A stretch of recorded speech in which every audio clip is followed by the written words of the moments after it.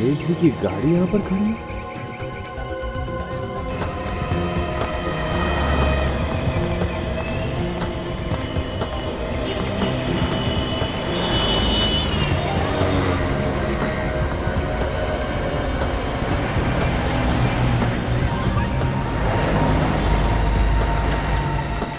लगता है आज सेठ जी घर नहीं गए, कुछ ना कुछ तो जरूर है।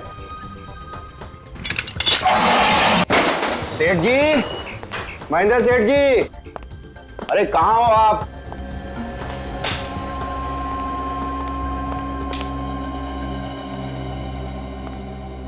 बाहर गाड़ी में भी नहीं है और अंदर भी नहीं है।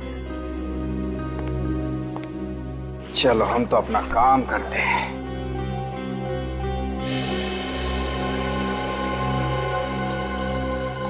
ये पानी की आवाज कहां से आ रही है?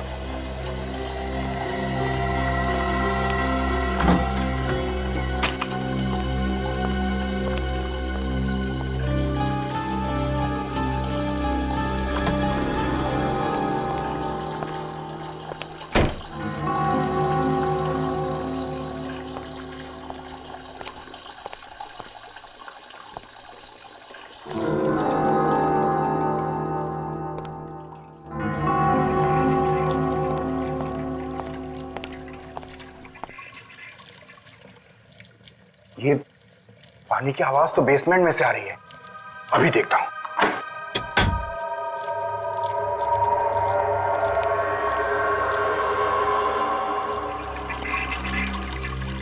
ये देखो, किसी ने बाथ बेसिन का नली खुला छोड़ रखा है। मैं भी तो सोचूं कि पानी की आवाज आ कहां से रही है। अरे ओ पानी, बाप रे।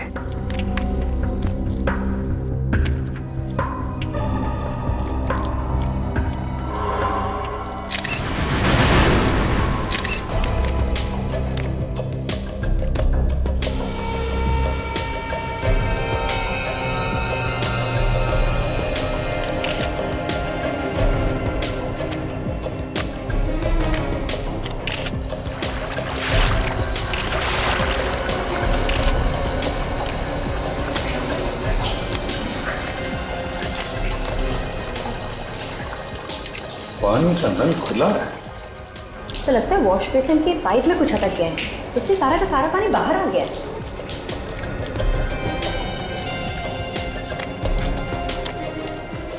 ये जानबूझकर नहीं किया। तब तो ये देखिए, इनके सर पे यहाँ पे हल्की सी चोट लगी हुई है। ये पलटाओ इसे। देखो कोई और घाव है।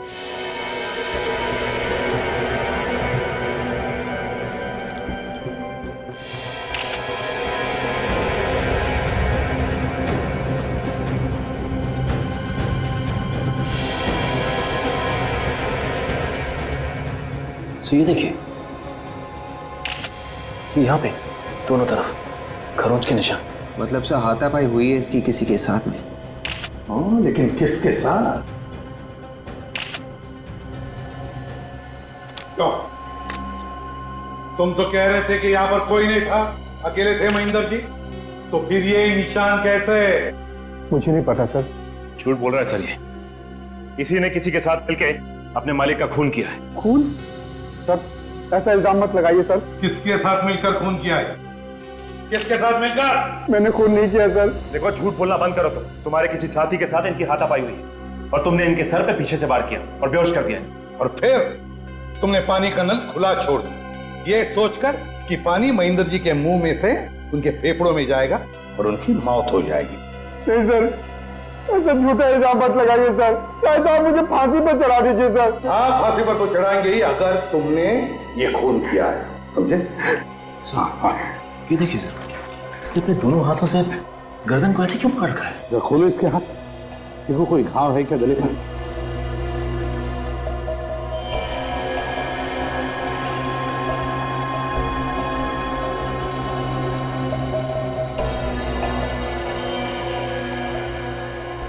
ये क्या है? हाथ जले हुए हैं?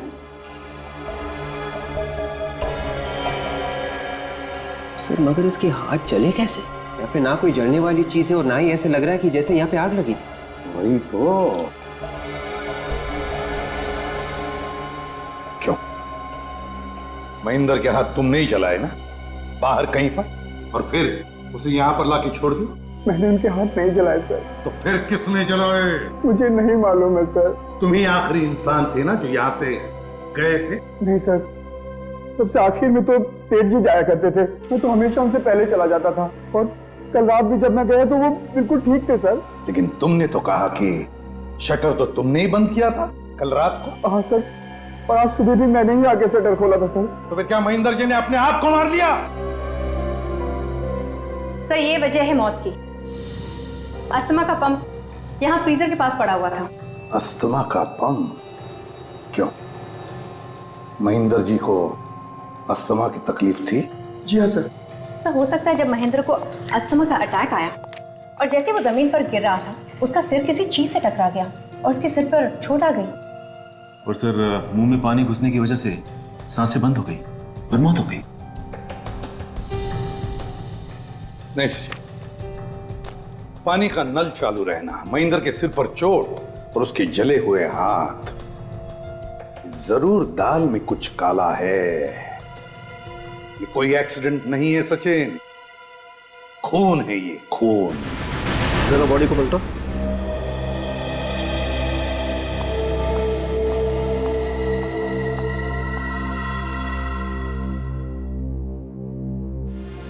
अभिजीत, बस मुझे नहीं लगता है इसको किसी ने मारा है।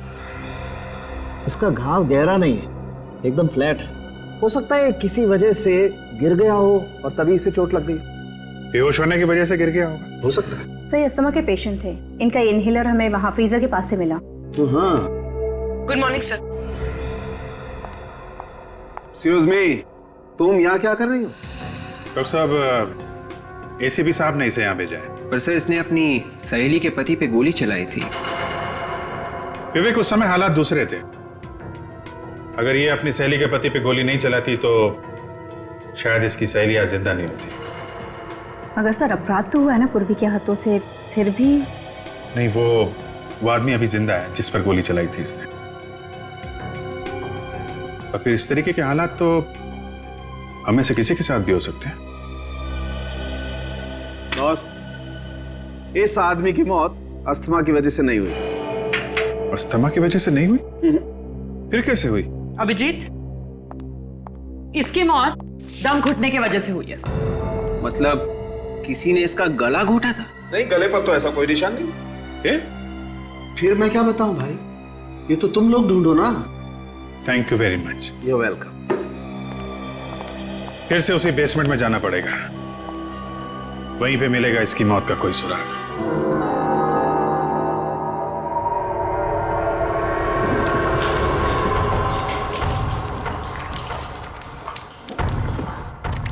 सर, ये सालून के साथ भी ना कभी कभी जो दिल में आए वो बोल देते हैं। इतने बड़े कमरे में कोई दम घुट के कैसे मर सकता है सर? फ्रेडी, सीधी बात, चारों तरफ से कमरा बंद है, हवा की कोई भी गुंजाइश नहीं है इस कमरे में, तो क्या होगा? कमरे में कार्बन डाइऑक्साइड बढ़ेगा ही ना, आदमी घुटकर मरेगा। सर मरने वाला अस्थमा का मरीज था, तो जैसे ही उसका दम घुटने लगा उसे यहाँ से ऊपर भाग जाना चाहिए था। हाँ विवेक, ऊपर तो भाग जाना चाहिए था, लेकिन या तो वो ऊपर भाग नहीं सका या फिर भागने से पहले ही। क्यों गिरीश, जब तुम पार्लर से गए तब महेंद्र कहाँ था? वो पार्लर में ऊपर ही काम कर रहे थे सर। सच बोल रहे हो? जी सच बोल रहा हूँ। पार्लर में ही था? जी। महेंद्र पार्लर में ही बैठा था ऊपर, तो फिर वो नीचे बेसमेंट में क्यों आया? किस लिए आया? सर शायद खूनी ने उसे ऊपर ही मार के यहाँ लाके डाला हो। नहीं विवेक, अब तक ये पता नहीं चला है कि महेंद्र को किसी ने मारा है या फिर वो खुद मरा है। गिरीश जी बताओ, तुम्हारे अलावा और कौन कौन जानता था महेंद्र यहाँ देर तक बैठता है? जी, यहाँ काम करने वाला हर आदमी जानता है सर कि वो देर तक रुकते थे। जी कहाँ है वो सब लोग? वो बस पहुंचने ही वाले हैं। मैंने उन्हें बाहर इकट्ठा होने के लिए बोल दिया है। गिरीश कह रहा है कि उसने पार्लर का दरवाजा बंद कर दिया था, कॉरिडोर का शटर भी अंदर से बंद था, तो फिर खून खून करके भागा कैसे, गया कैसे वो यहां से, कैसे गया होगा?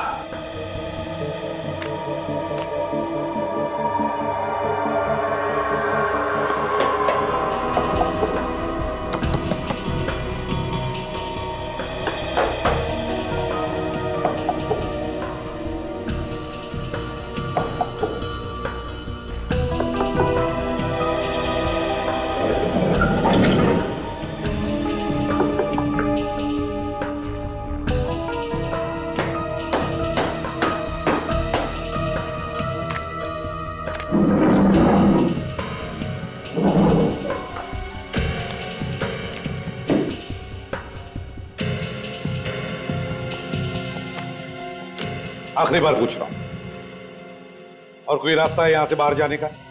नहीं सर, और कोई रास्ता नहीं है। और कोई रास्ता नहीं है। पार्लर के दोनों दरवाजे बंद थे और कोई भी रास्ता नहीं बाहर जाने का। फिर खूनी महेंद्र का खून करके यहां से भागा कैसे, कहां से गया होगा वो बाहर? चलो मान लिया कि महेंद्र अपने आप ही मर गया दम घुटने से, मगर उसका दम घुटा क्यों, कैसे घुटा उसका दम? सांस लेने के लिए, अपने आप को बचाने के लिए वो बाहर की तरफ दौड़ा क्यों नहीं? नहीं नहीं नहीं नहीं, कुछ तो गड़बड़ है सर। हाँ, खूनी खिड़की में से भाग गया।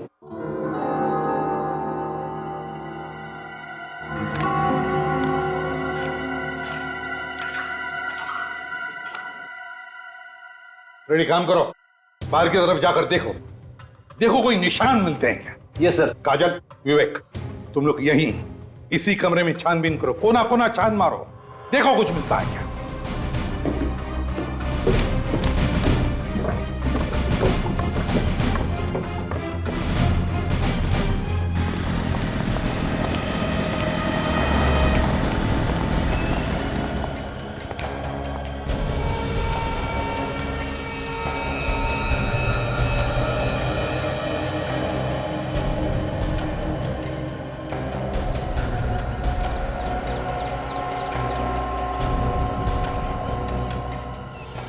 सर, खिड़की तो टेप मार के बंद की हुई है, यहाँ से तो हवा जा ही नहीं सकती। क्यों? ये खिड़की पहले से ही ऐसी थी? खिड़की तो पहले से ही बंद थी, मगर मगर क्या? मगर ये टेप नहीं लगी हुई थी सर। टेप नहीं लगी हुई थी? तो फिर किसने लगाई टेप? हाँ? सर मुझे नहीं मालूम सर। मैं तो कुछ नहीं मालूम।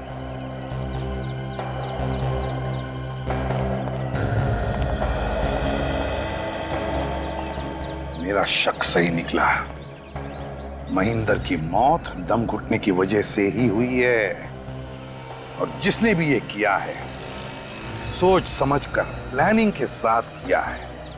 उसने पहले खिड़की को टेप लगाकर अच्छी तरह से पैक कर दिया ताकि हवा भी अंदर नहीं जा सके, और फिर जैसे ही महेंद्र बेसमेंट के अंदर आया, इसने वो जहरीली गैस अंदर छोड़ दी और महेंद्र की मौत हो गई।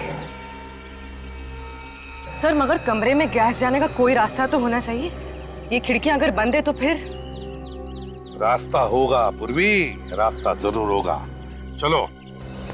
ये है पार्लर का पिछला दरवाजा, इसके ठीक सामने 1 2 3 कॉले हैं। इसमें बेसमेंट है, बाकी तो में क्या हो सकता है?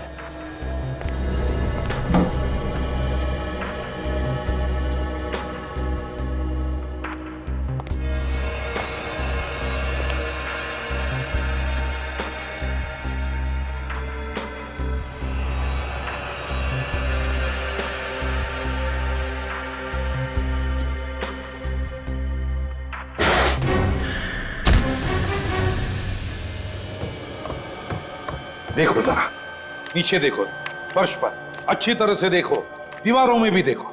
देखो कोई छेद मिलता है क्या जिसमें से वो खतरनाक गैस इस कमरे में छोड़ा गया? देखो अच्छी तरह से, एक एक इंच देखो।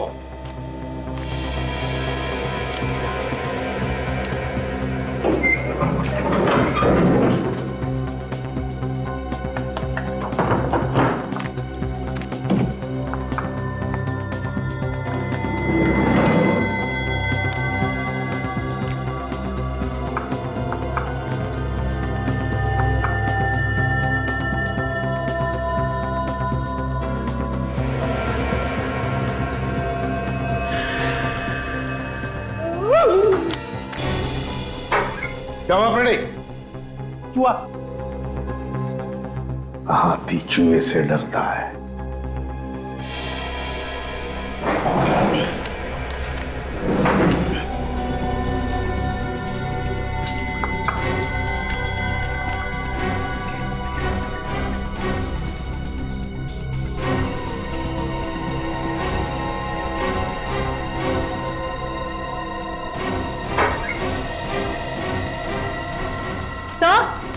काजल,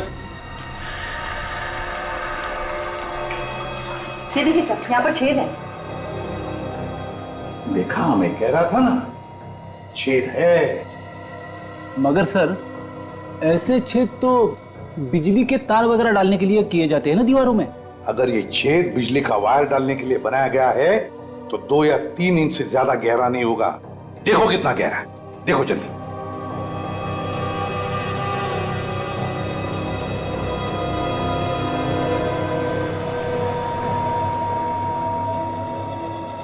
सर, पेन तो पूरा का पूरा दीवार के अंदर चला गया सर। हाँ, और छेद तिरछा है सर, ऊपर की तरफ है। तिरछा ऊपर की तरफ? चलो देखते हैं ये छेद दूसरी तरफ कहां बाहर निकलता है।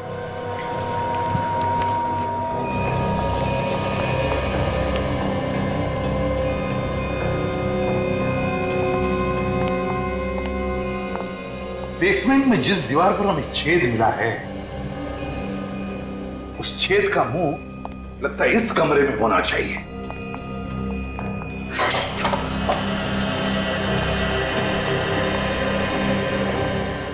रेडी, सारे बॉक्सेस हटाओ इस दीवार से। छेद इसी दीवार पर होनी चाहिए।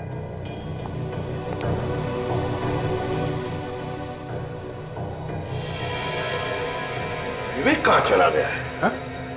सर, विवेक तो कॉरिडोर में ही आया था, शायद पार्लर में कुछ ढूंढ रहा होगा।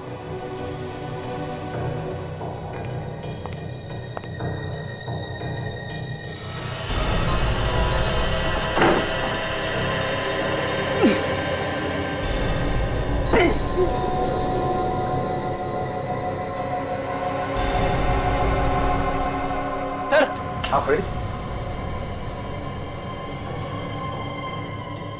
ये देखिए सर, बिल्कुल वैसा ही छेद है जैसे नीचे बेसमेंट में था। हाँ फ्रेडी, ये उसी छेद का मुंह है और इसी छेद में से खूनी ने वो जहरीली गैस बेसमेंट के अंदर छोड़ी है। लेकिन वो यहां से कैसे भाग गया? कहां से भागा वो? कैसे?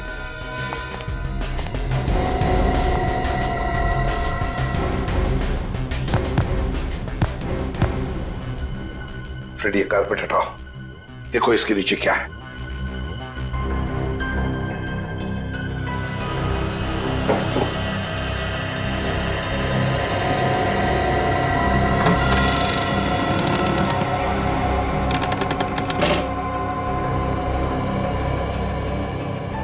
माय गॉड, एक और था खाना। काजल, जल्दी से टॉर्च लेकर आओ। सर, हाँ, जब तक टॉर्च आती है मैं नीचे जाके देखूं? तुम जाओगे? हाँ। नीचे अंधेरे में? हाँ सर। डरोगे तो नहीं? रेडियो और डर। संभल के जाओ। हाँ सर। हाँ, गड़बड़ मत करना। बिल्कुल सर। संभल गया? हाँ।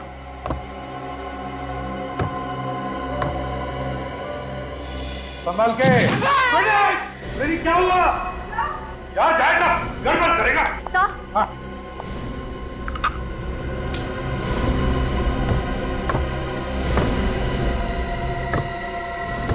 रेडी?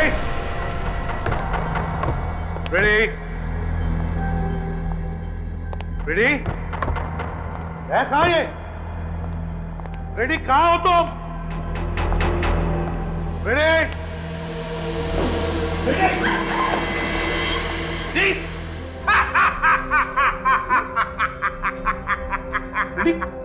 रेडी क्या हो गया? क्या? हाँ तुझे कुछ नहीं। रेडी कुछ नहीं? रेडी तुम गिरे कैसे? और ये क्या है? ये पाउडर तुम्हारे नाक में और मुंह में कैसे आ गई? नाक में? हाँ। मुंह में? आप रेडी मुंह में? अरे सर ये आप कैसी बातें कर रहे हो? फ्रेडी सर, मजाक मत कीजिए। मजाक?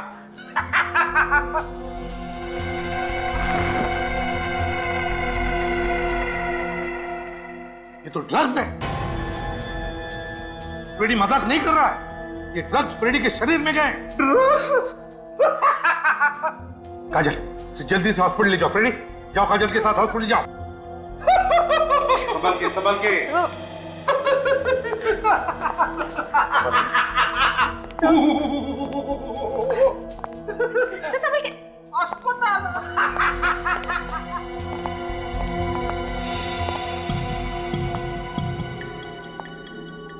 सर यहाँ तो पूरा का पूरा ड्रग्स का लैब है, फैक्ट्री है ये।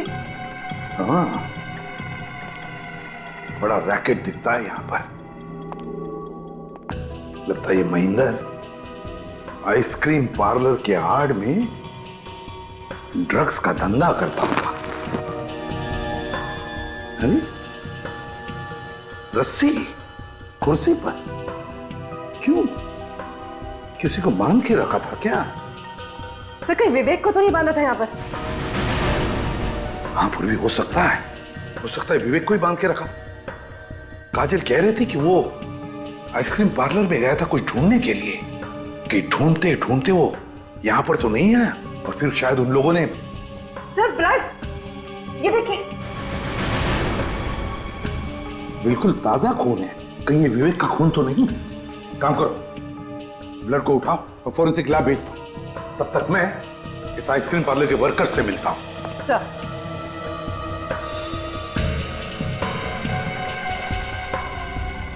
तुम्हारी नाक के नीचे, तुम्हारे आइसक्रीम पार्लर के बेसमेंट में कमरा नंबर 12 में ड्रग्स बनते थे और तुम कह रहे हो कि तुम्हें मालूम नहीं?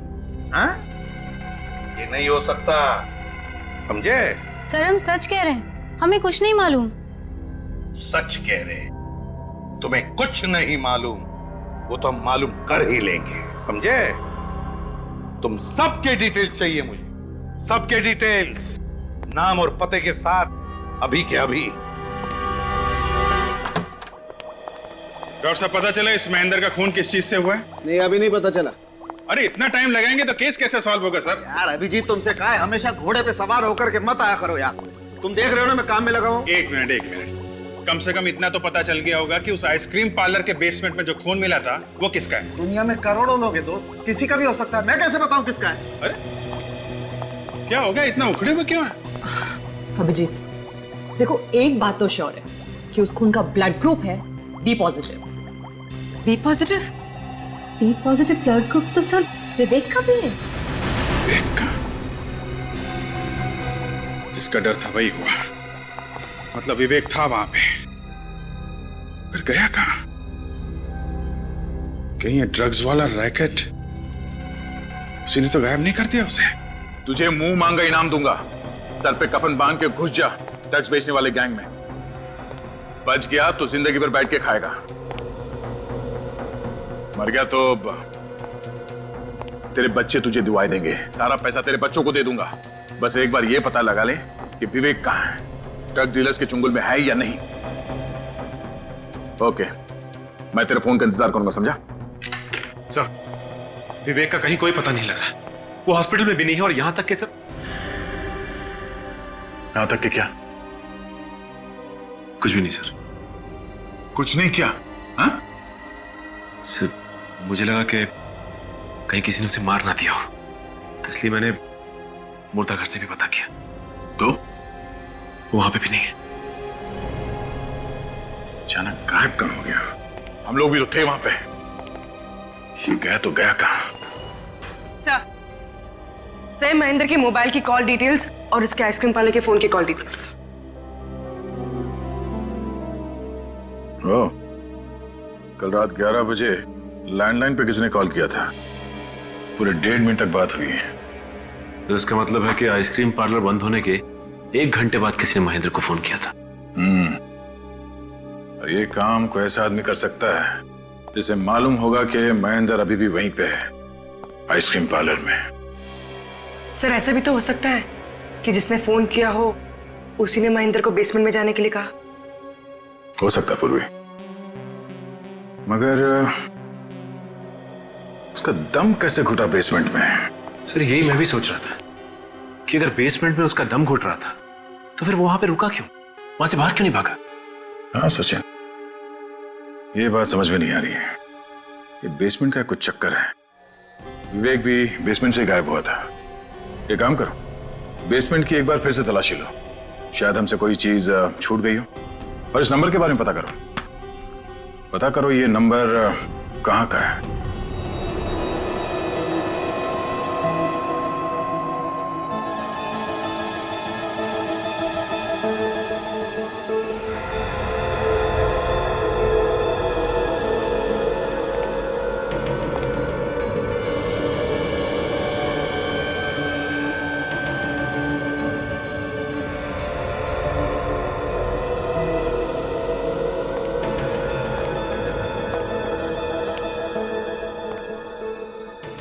बेसमेंट की एक एक चीज छान मारी, कहीं तो कुछ भी नहीं है। काजल, कभी कभी सुराग आंखों के सामने होते हुए भी दिखाई नहीं पड़ता। इस केस की कोई तो एक चीज है, कोई ऐसी चीज जो अभी भी हमारी आंखों से बची हुई है। सर ऐसी क्या चीज हो सकती है? सचिन खूनी चाहे कितना भी चालाक क्यों ना हो, कोई ना कोई गलती तो वो जरूर करता है, कोई ना कोई सबूत तो छोड़ कर ही जाता है। हमें उस सबूत को ढूंढना है, ढूंढो अच्छी तरह से।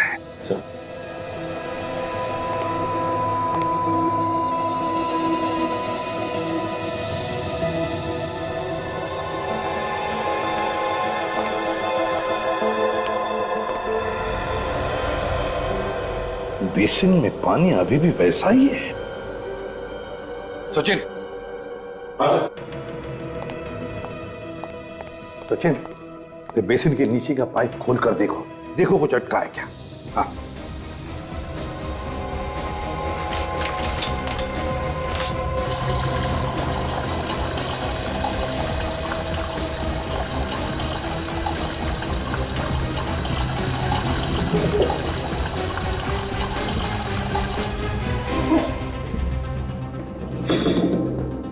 सर लगता है इसमें कुछ फंसा हुआ है।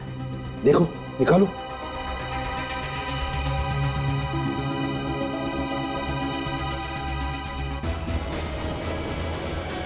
ये देखिए, पत्थर। मैंने कहा था ना सचिन, जानबूझकर किया गया है, जानबूझकर। पहले पत्थर अटकाया पाइप में और फिर पानी का नल चालू कर दिया। मगर सर महेंद्र की मौत से पानी का क्या लेना देना हो सकता है? हाँ सर, पानी तो आग बुझाती है, तो फिर हाथ कैसे जलते महेंद्र के? जिस चीज को छूकर महेंद्र के हाथ जल गए, उस चीज के लिए पानी ने बारूद का काम कर दिया। है क्या ये चीज? सरण के लगता है इस आदमी ने अपने दोनों हाथों में किसी जलती हुई चीज को पकड़ लिया है, जिसकी वजह से इसके हाथ इतनी बुरी तरह से जल गए हैं। हाँ बॉस, हाथ बहुत बुरी तरह से जल गए हैं और इसके जख्मों में से ये पस भी निकल रहा है, देखो। मगर जिस चीज से इसके हाथ जले वो चीज तो वहां थी ही नहीं। अगर वो चीज जल के राख हो गई होती तो भी वहां दिखनी तो चाहिए थी ना। ये आदमी उस चीज को खा गया। मजाक कर रहे हो सारुण के? खा गया मतलब? खा गया मतलब वो चीज अभी भी इसके अंदर है। मतलब इसके पेट में है? पेट में नहीं है तो फिर? इसके फेफड़ों में है, और उसी की वजह से इस आदमी की मौत हुई है। मतलब वो जलती हुई चीज हवा बन गई और हवा बन के इसके लंग्स में चली गई। जी हाँ। क्या जी हाँ? अरे बॉस, ये आदमी जलती हुई आग से नहीं मरा है। तो फिर? ये जलती हुई बर्फ से मरा है। जलती हुई बर्फ? बर्फ में आग लग सकती है? बर्फ में तो आग नहीं लग सकती है, लेकिन बर्फ आग लगा सकती है। मतलब फ्रॉस्टबाइट? लड़की होशियार है। और बर्फ आग कैसे लगा सकती है ये इसके दोनों हाथ देख करके पता लगता है। ये देखो बॉस, इस आदमी के ये दोनों हाथ बुरी तरह से जल चुके हैं। बॉस, इसने अपने दोनों हाथों से काफी देर तक ड्राई आइस को पकड़ा, काफी देर तक, क्योंकि इसके हाथ की सिर्फ ऊपर की खाल ही नहीं जली है। ये देखो, इसके हाथ की ये अंदर की खाल भी बुरी तरह से जल गई। लेकिन इतनी देर तक क्यों पकड़ के रखा था बर्फ इसने? बॉस, ये आदमी पहले बेहोश था। हाँ, इसके सिर पर चोट तो है। और जब इस आदमी को होश आया, इसने देखा कमरे में चारों तरफ ड्राई आइस फैली हुई और ऊपर से पानी बह रहा है। और जब ड्राई आइस पानी से मिलती है तो कार्बन डाइऑक्साइड पैदा होती है, और उस कार्बन डाइऑक्साइड की वजह से इस आदमी का दम बुरी तरह से घुटने लगा। ये बेचारा अपनी जान बचाने के लिए किसी तरीके से ड्राई आइस को किनारे करके ऊपर की तरफ भागा, लेकिन ऊपर का दरवाजा बंद था। ये आदमी फिर से नीचे की तरफ आया, लेकिन तब तक कमरे में कार्बन डाइऑक्साइड पूरी तरह से फैल चुकी थी, और उसी कार्बन डाइऑक्साइड की वजह से इसका दम बुरी तरह से घुट गया और ये बेचारा मर गया। बहुत दर्दनाक मौत हुई होगी बेचारे की। सर, ये ड्राई आइस ऐसी चीज है जो हर फैक्ट्रीज में तो बनती नहीं। कुल मिला के 3-4 फैक्ट्रीज होंगी। तो हम लोग जाके पता कर सकते हैं कि परसों रात इस आइसक्रीम पार्लर में किसने ड्राई आइस लाके दी थी। हाँ अभिजीत, पता लगा सकते हैं इस ड्राई आइस फैक्ट्री का।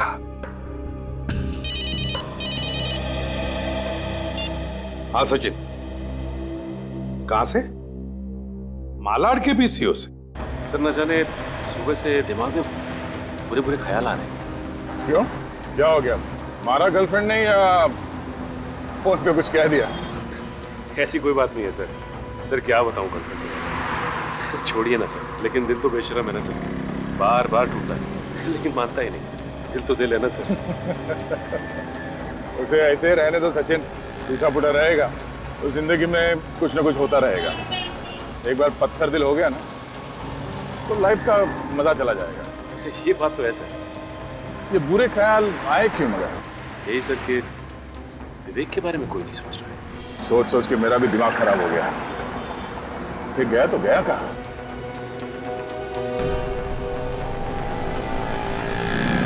सर, विवेक फोन क्यों नहीं कर रहा है? मुझे मालूम है विवेक कहाँ है। सर आपको मालूम है? हाँ। तो सर अब तक आपने बताया क्यों नहीं? कि मुझे भी अभी भी पता चला। वो देखो सिग्नल पे, बड़ी बुरी हालत है इसकी तो, फटे हुए गंदे कपड़े हैं इसके। एक काम करो, तुम्हें गाड़ी उस तरफ लगाओ, ठीक है? चलो।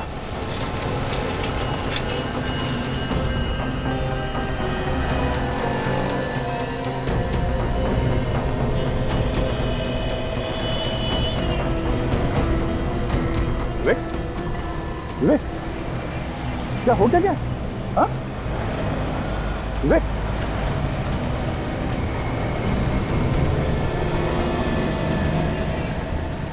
तुम पहचाने? इसे हो क्या गया? कुछ बोल नहीं रहे तुम? विवेक, हमें पहचान रहे हो तुम? ये दया सर है, मैं सचिन, ये पूर्वी। किसी ने कुछ किया क्या? हाँ? विवेक, चलो चलो, प्लीज अंदर सर। संभालो, संभाल विवेक, संभाल। अरे भाई सुनो, पैसे पैसे कौन देगा? अरे हीरा भाई, खाते में लिख रहे ना, शाम को हिसाब करता हूँ। बाप का पीसीओ है क्या? पिछले 3 महीने से यही डायलॉग सुनता आ रहा हूँ। ये गलत बात है हीरा भाई, वहाँ पे मत जाओ। तुम्हारे पैसे लेके भाग रहा हूँ क्या? मार के भाग नहीं रहा है, मगर दे भी तो नहीं रहा है। चल अभी कभी सारा पैसा निकाल। मैं अभी भी समझा रहा हूँ हीरा भाई, हद से आगे मत बढ़। ऐसा है? एक तो क्यों झगड़ा कर रहे हो तुम लोग? अरे साहब, पिछले 3 महीने से ये फोन करके जा रहा है, पैसे भी नहीं दे रहा। क्यों नहीं दे रहा तू? बोल। उसको दे। देखा साहब, पैसे रहते हुए भी पैसा नहीं दे रहा था। आइंदा ऐसी हरकत मत करना। चलो यहाँ से निकलो, आप लोग भी हटो। चले।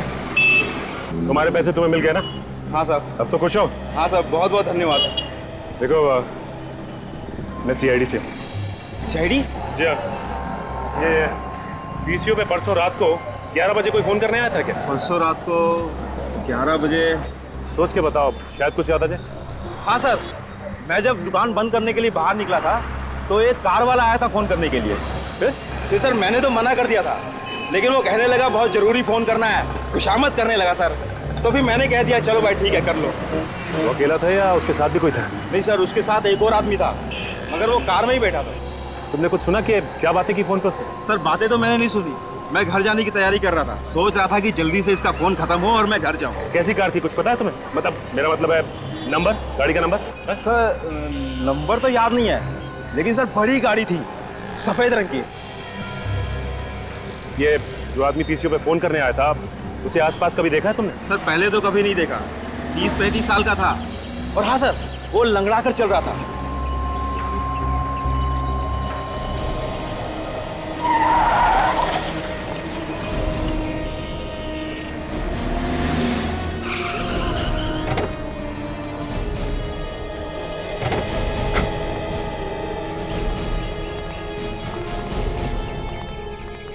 गया, ये ड्रग्स इतनी डेंजरस है कि एक बार किसी के शरीर में घुस जाए ना तो आदमी गया काम से।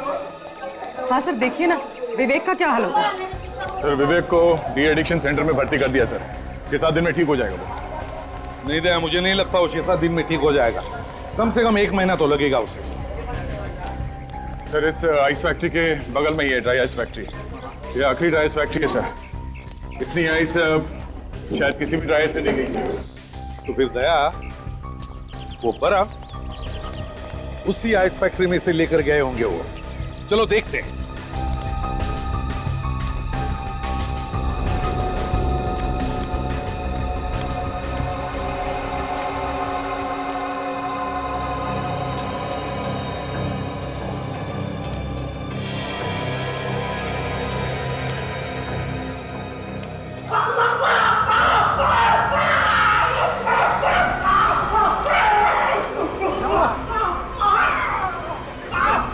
क्या हुआ? 5 साल से तुम यहाँ पे काम कर रहे हो, फिर भी इतनी बड़ी लापरवाही। बिना ग्लोव्स पहने तुमने ड्राई आइस को हाथ क्यों लगाया? अरे उसे बाद में डांटो, पहले से हॉस्पिटल ले चलो, नहीं तो दवा लगाओ। दवा है यहाँ पर।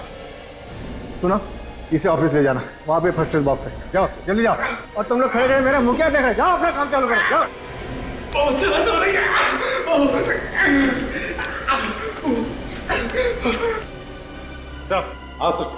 सर जिस पीसीओ से महेंद्र को फोन किया गया था, उस पीसीओ वाले का कहना है कि वहां पे 2 लोग आए थे फोन करने के लिए। एक आदमी गाड़ी में बैठा था और जिसने फोन किया वो आदमी सर लंगड़ा रहा था। वो लंगड़ा के चल रहा था? आप जरा बताइए, परसों रात को यहां से 15 बर्फ की सीलियां आपने किसे बेची थी? परसों रात को? हाँ, किसे बेची थी जल्दी बताइए। सर देखकर बताना पड़ेगा, बहुत इमरजेंसी ऑर्डर था सर, और अभी के अभी चाहे ऐसे बोल रहा था। तो चलिए बताइए जल्दी।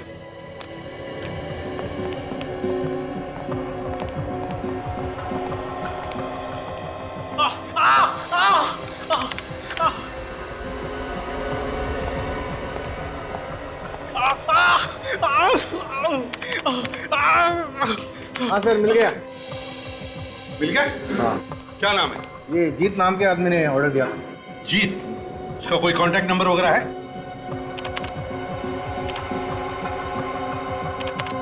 हाँ 1805976298।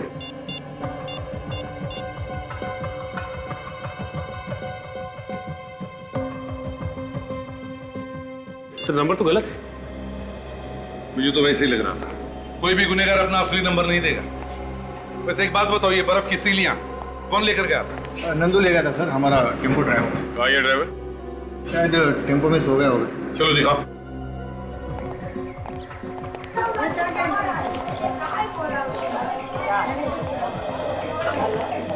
आइए सर।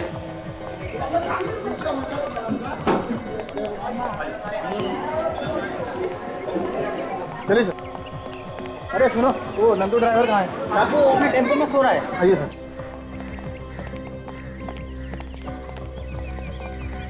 जब देखो तो सोएला रहता है, पता नहीं क्या होगा इसका। हाँ? कौन है? क्या हुआ साहब? क्या हुआ? बाहर निकल, फिर बता रहा हूँ क्या हुआ। आजा। गए साहब? परसों रात महेंद्र के आइसक्रीम पार्लर में ड्राई आइस का स्लैब तुम लेकर गए थे? हाँ लेके गया था। तो क्या हो गया? नंदू तुम इससे बात कर, ये लोग सीआईडी वाले हैं। एक मिनट, इस फोटो को ध्यान से देखो। इसी के आइसक्रीम पार्लर में लेके गए थे ना? जी हाँ। तो क्या वो बर्फ की सिल्ली तुमने उतारी या किसी और ने? साहब मेरा काम सिर्फ गाड़ी लेकर जाना है। वो आइस स्लैब के लिए उसके 2 आदमी आए थे और वही लोग उतार रहे थे साहब। तो क्या उनमें से कोई लंगड़ा के चलता था? लंगड़ाते हुए तो मैंने किसी आदमी को नहीं देखा साहब। लेकिन हाँ, एक आदमी है ना, अपने दांत के नीचे कुछ दबा रहा था। वो तंबाकू या सुरती जैसी कोई चीज थी साहब। अच्छा, पीसीओ वाला कह रहा था कि वो आदमी लंगड़ा के चल रहा था। ये टेम्पो का ड्राइवर कह रहा है वो हर 2 मिनट में अपने दांतों के नीचे कुछ दबा के मुंह में चबा रहा था। क्या ये एक ही आदमी है या ये 2 अलग अलग? मेरी तो नौकरी गई, अब तो घर जाने दो। कोई कहीं नहीं जाएगा जब तक पता नहीं चलता खून किसने किया है, समझे? पर साहब हम सब पे शक क्यों कर रहे हो? हम तो पहले ही बर्बाद हो चुके हैं। किसी पर शक नहीं कर रहे, छानबीन कर रहे। सब लोग अपने अपने हाथ आगे करो। क्यों? हाथ आगे करो। आप हमारी हथेली देख के क्या करेंगे? खून हमने थोड़े ही किया है। चुपचाप अपने हाथ आगे करो। चलिए हाथ दिखाइए। आजा।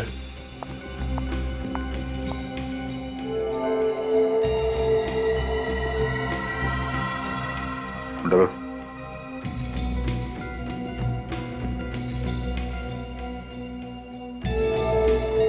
जाओ, इस तरफ खड़े हो जाओ।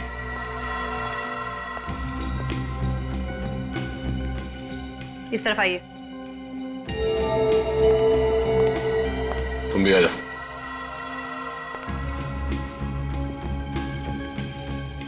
चलो यहाँ पे खड़े हो जाओ। मैंने कुछ नहीं किया, मैंने किसी का खून नहीं किया सर। वो पता चल जाएगा, यहाँ पे खड़े हो जाओ। मैंने कुछ नहीं किया सर। चलो। मैंने कुछ नहीं किया सर।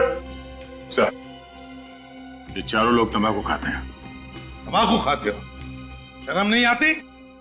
मालूम है तंबाकू जहर होता है, कैंसर होता है, कैंसर। सर, ये जो बच्चे लोग हैं इन सबको चला कर देखते हैं, देखते कैसे चलते हैं। चलिए आप सब लोग एक एक करके यहां से बाहर जाइए। चलिए।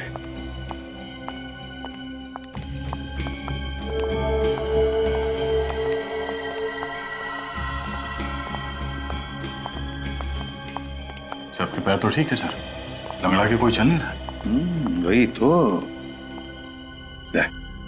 काम करो, ये जो 4 तंबाकू वाले हैं ना, इन सब के पैर चेक करो। सर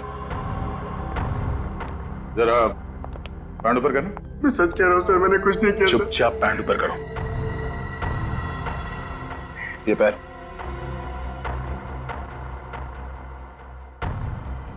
पैंट ऊपर करो। दूसरा पैर। पैर दिखाओ ऊपर।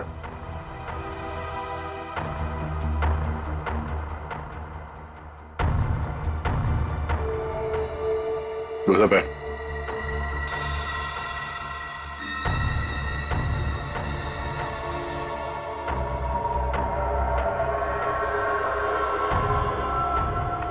वो आप पकड़ो उसे।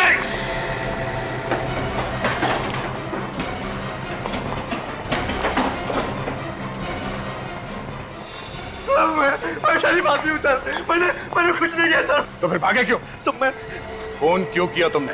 ये क्या बदतमीजी है? आप किसी को भी पकड़ के कहेंगे खून तूने किया है? सवाल मैंने इससे किया, मुंह तू खोल रहा है। अरे जाओ, बहुत देखें तुम्हारे जैसे सीआईडी वाले।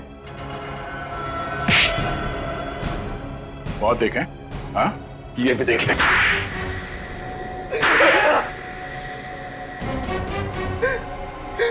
और नहीं करूंगा सर, वैसे कभी ड्रग्स को हाथ भी नहीं लगाऊंगा मैं। ड्रग्स बेच के लोगों को जिंदा लाश बना रहे थे। हाँ, जिंदा लाशें। सर मैं कह रहा हूँ ना सर, कान पकड़ता हूँ, आज के बाद ऐसा गलत काम कभी नहीं करूंगा मैं। और तुम? पैसे के लालच में मजबूर हो गया था मैं। पैसे के लालच में अंधे होकर जहर बेच रहे थे समाज में। हाँ, महेंद्र का खून क्यों किया? सर ये ड्रग्स का धंधा उस आइसक्रीम पार्लर से ही चलाते थे और एक दिन अचानक महेंद्र को उसका पता चल गया। फिर महेंद्र हमको धमकी देने लगा कि वो हमें पकड़वा देगा। हमें मालूम था कि महेंद्र अस्थमा पेशेंट, इसलिए हम दोनों ने प्लान किया कि उसे बेसमेंट में बंद कर देंगे और उसमें ड्राई आइस डाल देंगे ताकि वो घुट घुट के मर सके और किसी को पता भी ना चले कि वो किस चीज से मरा है।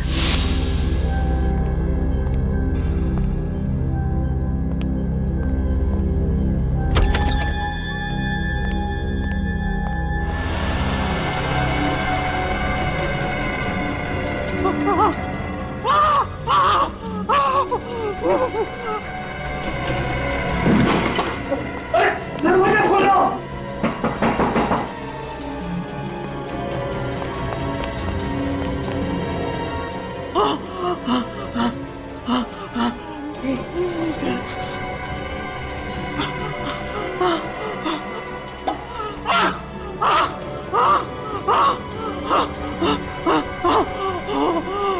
ड्राई आइस से जो गैस निकलती है उससे दम घुट जाए और वो मर जाए। हाँ? हमको पता था कि महेंद्र अक्सर देर रात तक आइसक्रीम पार्लर में काम करता है और उस रात भी वो वहां मौजूद था,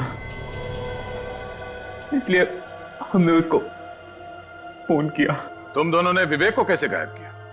उस वक्त मैं दूसरे बेसमेंट में ही था जब आप लोग वहां पहुंचे। पता नहीं कहां से अचानक विवेक उस बेसमेंट में आ गिरा। मुझे लगा कि अब हम लोग पकड़े जाएंगे, तो तुमने फौरन विवेक को इंजेक्शन लगा दिया। हाँ। और वो फौरन चंकी बन गया और बार बार ड्रग्स मांगने लगा। और फिर हमने उसे पीछे की रास्ते से निकाल के सड़क पर छोड़ दिया। तुम जैसे लोगों की वजह से न जाने कितने नौजवान नशे के लत में डूब गए, न जाने कितने घर तबाह हो गए। तुम दोनों को तो फांसी होगी।